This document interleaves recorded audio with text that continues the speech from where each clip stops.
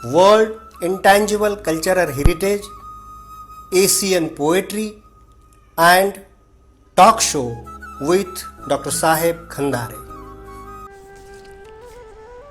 मित्रों नमस्ते, सबेलाई प्रणाम।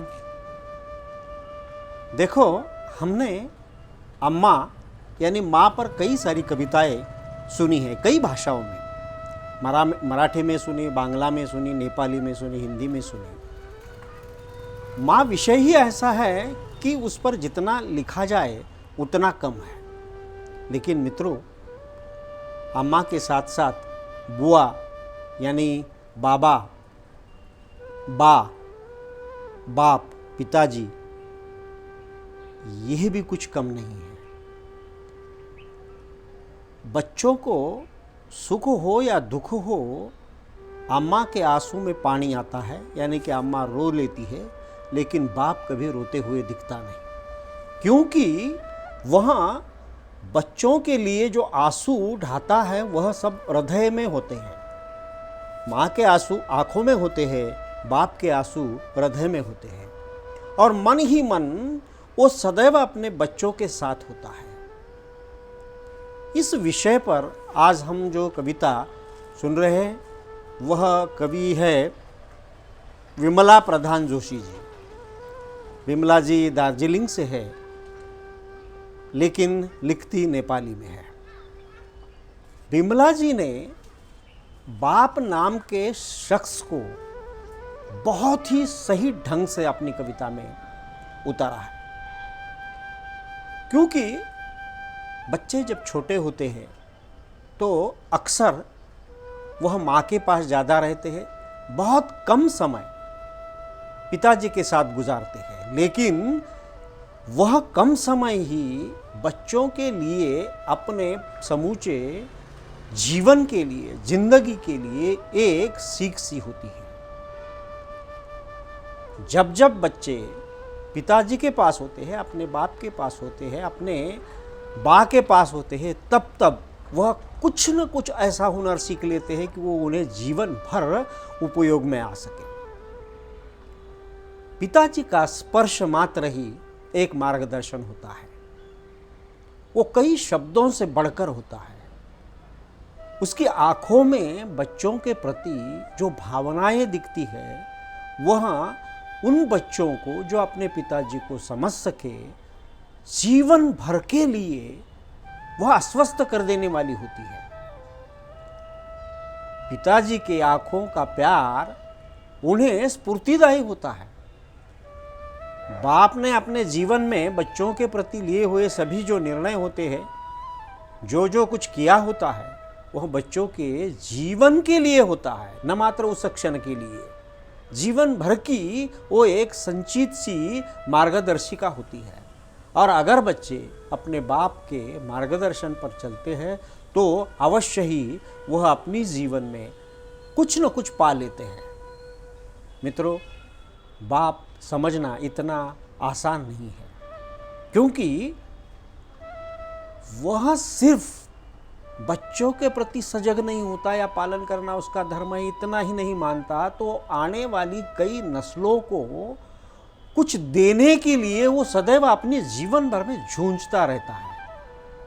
और उस जीवन भर की जूझ में जो चीज़ें, जो क्षण, पल बच्चे देखते हैं और उसे समझ लेते हैं, वही आगे चल के अपने जीवन में भी बहुत कुछ पा लेते हैं।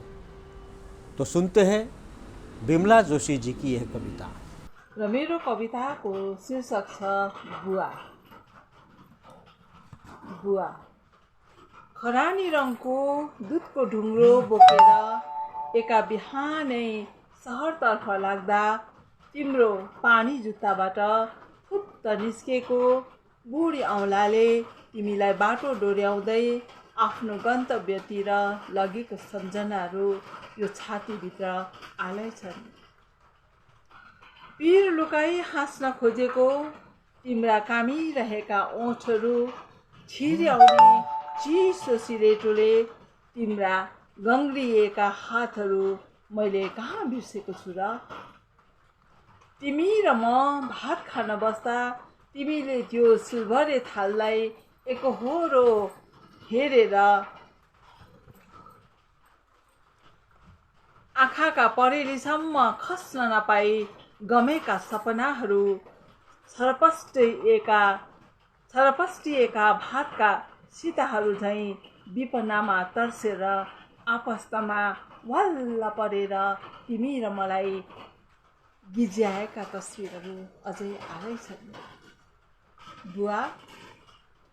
बुवा आज तिमी छैनौ, तर तिम्रो अँगालो भरिको मायाहरू मिठो याद बनेर आइरहेछन् घरिघरि साँझ बिहान।